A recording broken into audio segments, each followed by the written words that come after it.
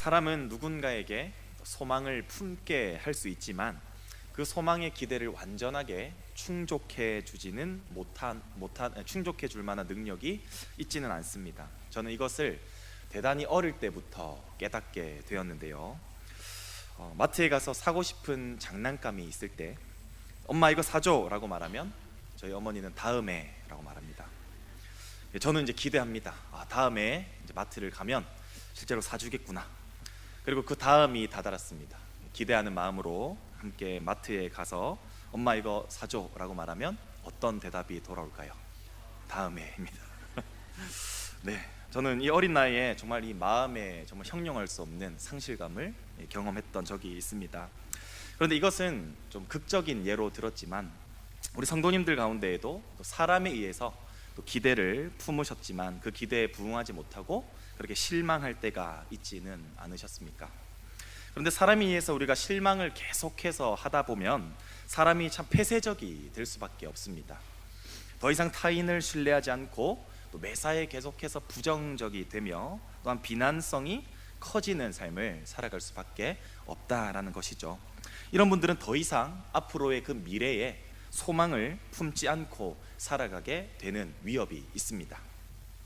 혹시 여러분들 가운데에서도 미래에 대한 소망이 없이 살아가고 계시는 분들이 있으십니까? 혹은 현재의 그 닥쳐 있는 문제로 인해서 미래를 소망할 여유조차 없으신 분들도 계십니까? 요즘 핫한 강사 김창옥 씨가 있는데요. 이분의 명언을 빌려서 제가 이렇게 말씀드리고 싶습니다.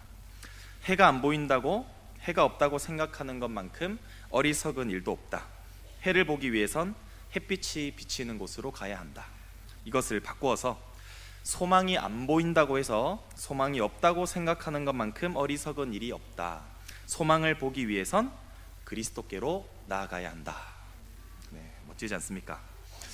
우리 성도 여러분, 진정한 소망은 우리 산 소망 되시는 예수 그리스도 한 분께만 있는 줄로 믿습니다. 오늘 말씀을 통하여 우리의 모든 실망과 좌절이 그리스도로 말미암아 희망으로 바뀌는 은혜가 함께 하시기를 간절히 소원합니다.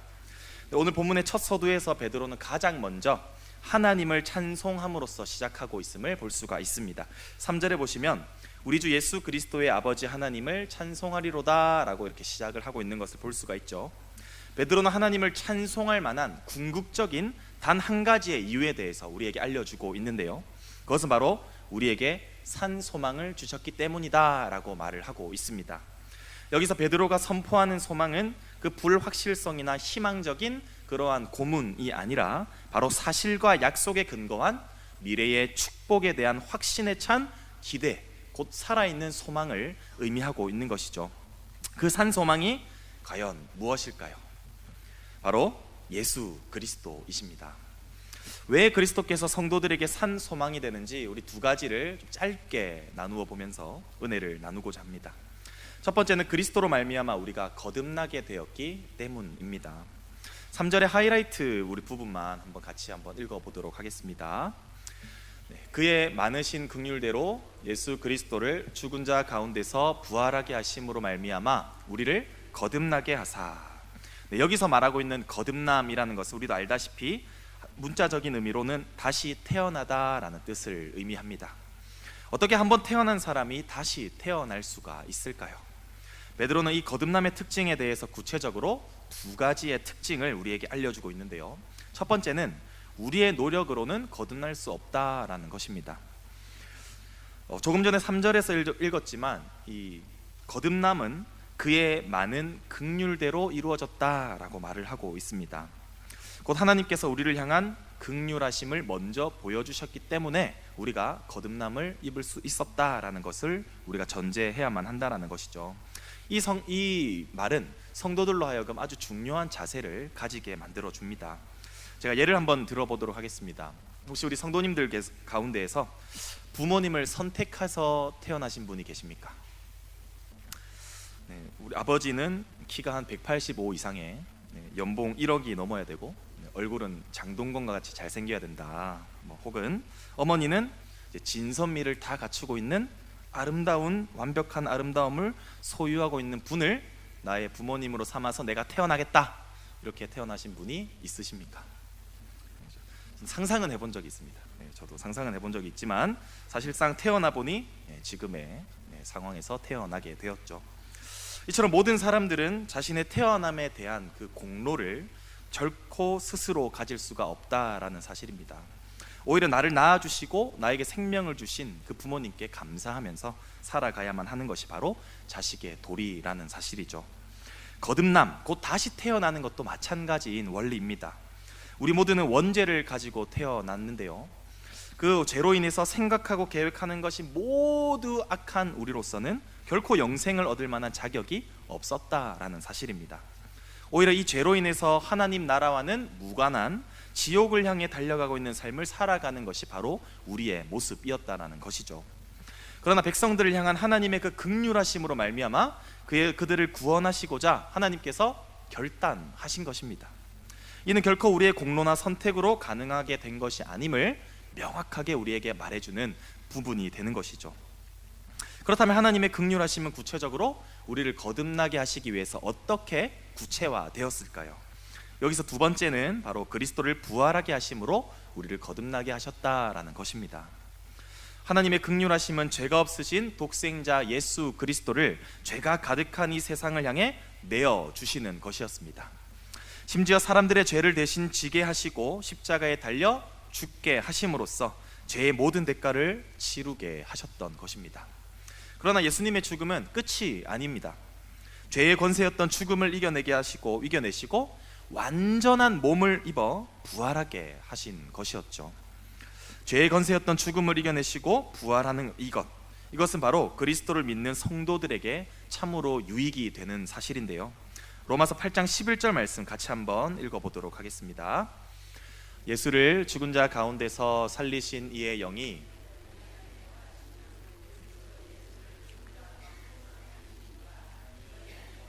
그의 영으로 말미암아 너희 죽을 몸도 살리시리라. 아멘. 우리를 거듭나게 하실 하나님을 향한 그 믿음을 붙들고 살아가는 성도들에게 죄에 대해서는 죽게 하시고 또한 그리스도를 죽음 가운데서 다시 살리셨던 것 같이 우리 죽을 몸도 완전한 몸을 입고 다시 살려주실 것이라고 우리에게 말해주고 있는 것입니다. 이것이 바로 거듭남입니다. 사랑하는 성도 여러분, 이처럼 이 예수 그리스도의 부활은 우리의 산 소망이 되는 것입니다. 왜냐하면 그리스도를 죽음 가운데서 다시 살리신 것은 우리도 다시 살리실 것이라는 그 확실한 증거가 되기 때문입니다. 부활의 첫 열마가 되어주신 그 그리스도를 우리가 이 땅 가운데에 소망하며 살아갈 때에 죄와 사망으로부터 벗어나게 하신 그 하나님의 은혜를 우리가 영원토록 찬송하게 될 것이며, 그 소망은 실제가 되어 우리 모두가 반드시 영생을 누리며 살아가게 될 줄로 믿습니다. 이런 은혜가 저와 여러분들에게 임하게 되시기를 축복합니다. 그리고 두 번째는 그리스도로 말미암아 하늘의 간직한 유업을 얻기 때문에 그리스도가 우리의 산 소망이라는 사실입니다. 4절을 함께 보시면요, 썩지 않고 더럽지 않고 쇠하지 아니하는 유업을 입게 하시나니 곧 너희를 위하여 하늘에 간직하신 것이라 라고 말해주고 있습니다. 이 절을 근데 이해하기 위해서는 베드로전서의 수신자에 대해서 우리가 이해할 필요가 있습니다. 1절에 보시면 본도, 갈라디아, 갑바도기아, 아시아와 비두니아에 흩어진 나그네들에게 이렇게 사용되고 있는 것을 볼 수가 있는데요, 여기서 흩어진 나그네라는 뜻은 바로 흩어진 유대인 그리스도인들, 디아스포라 유대인들을 의미하는 것입니다. 그런데 이 디아스포라인들의 대부분은 바로 박해로 인해서 자신이 머물고 있는 그 땅에서 떠나 정말 나그네와 같이 정처 없이 떠도는 그러한 상황으로 살아갈 수밖에 없는 자들이었고, 또한 그 다른 지역에 가서도 그 지역 사람들에게 받아들여지지 않는 마치 이방인 취급을 당하는 자들에게 쓰여진 서신이라는 것을 우리가 이해할 필요가 있다라는 것이죠.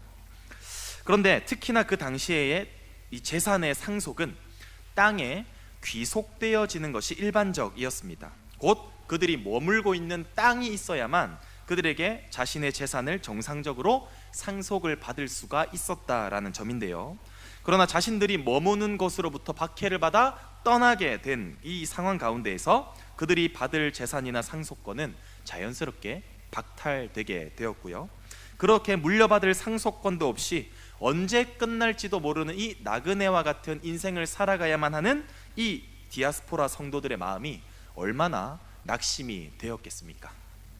그러나 하나님의 이 긍휼하심으로 인하여 예수 그리스도로 말미암아 구원을 받고 거듭남을 경험하게 된 디아스포라 성도들에게는 이제는 새로운 신분이 주어지게 되었습니다. 이것은 바로 하나님의 아들됨인 것이죠. 우리가 앞서 읽은 로마서 8장 11절을 통해서 하나님의 영이 우리 안에 거하시면 하나님께서 죽을 우리의 몸을 살리실 것이라고 우리가 방금 살펴보았습니다. 그리고 계속해서 이어서 바울은 우리 안에 계시는 그 하나님의 영의 인도하심을 받는 자들에게는 하나님의 아들까지 되는 권세를 얻게 된다라고 우리에게 말해주고 있습니다. 그것을 우리 로마서 8장 14절을 통해서 한번 확인해 보도록 하겠습니다. 무릇 하나님의 영으로 인도함을 받는 사람은 곧 하나님의 아들이라 라고 말하고 있죠. 그리스도인들이 하나님의 아들됨에 있어서 가장 큰 유익이 무엇인 줄 아십니까? 그것은 바로 유업을 받는다라는 것입니다. 갈라디아서 4장 7절 말씀, 우리 하이라이트 친 부분만 한번 읽어보도록 하겠습니다. 아들이면 하나님으로 말미암아 유업을 받을 자니라. 여기서 하나님의 아들은 과연 그렇다면 무엇을 유업으로 받게 될 것일까요? 그것은 바로 하나님의 나라입니다.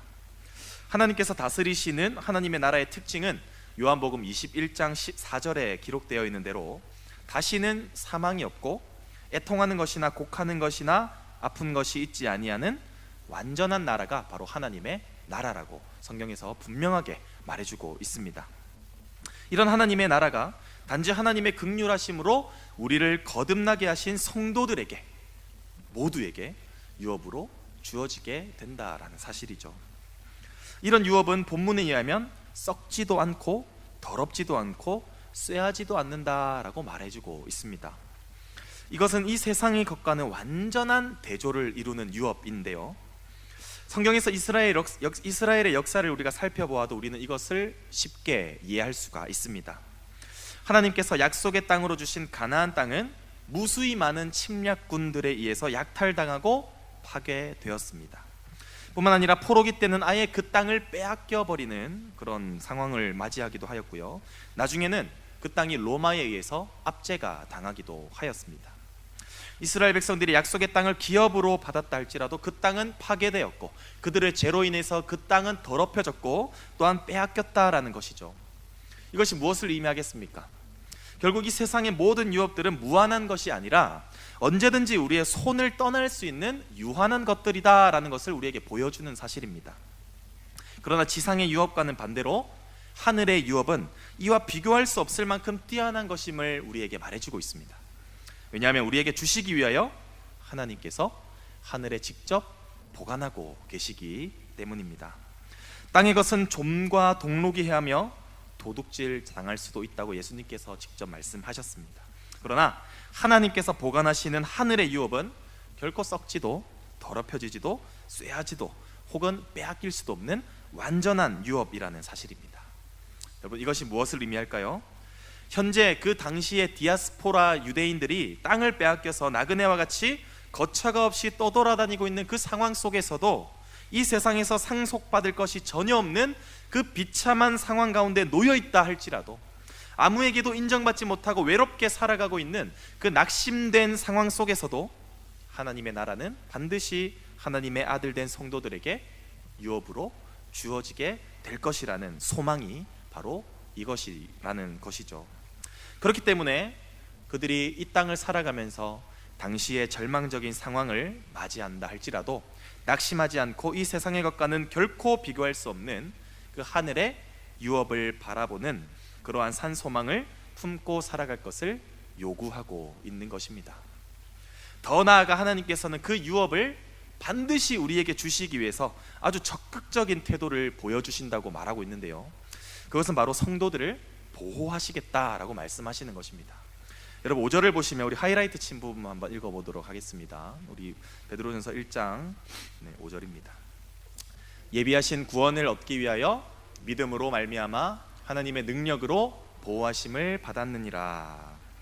곧 유업을 주신다고 약속하셨을 뿐만 아니라, 그리고 그 약속은 반드시 성취되는 약속임에도 불구하고 더 적극적으로 이것을 너희에게 줄 것이라고 말하고 있는 것이죠. 그것은 바로 그분의 능력으로 우리를 지키시면서까지 너희가 구원받게 하시겠다라고 하나님께서 약속하고 계시는 것입니다.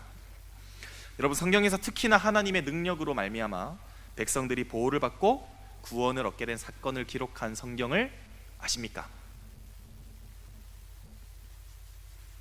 네, 출애굽기이죠. 네, 출애굽기죠. 출애굽기에서는 백성들을 향한 하나님의 놀라운 능력이 아주 여과 없이 여실히 드러나고 있는 책입니다. 그 예로 10가지 재앙을 통하여 이스라엘 백성들을 출애굽시키신 일과 또한 홍해를 갈라서 백성들을 건너게 하신 일, 그리고 불기둥과 구름기둥으로 그 광야에서 백성들을 보호하시고 인도하신 일, 광야 가운데에서 만나와 메추라기를 제공하신 일 등 정말 무수히 많은 하나님의 능력이 이 출애굽기에서 수많이 나타나고 있다라는 것입니다. 그런데 중요한 것은 이 놀라운 하나님의 능력이 백성들을 구원하시고 보호하시기 위해서 사용되었다라는 것을 우리가 발견하는 것이 중요하다는 사실이죠. 하나님의 능력이 백성들에게 임했을 때 그들은 결국 어떤 결과를 맞이하게 되었을까요?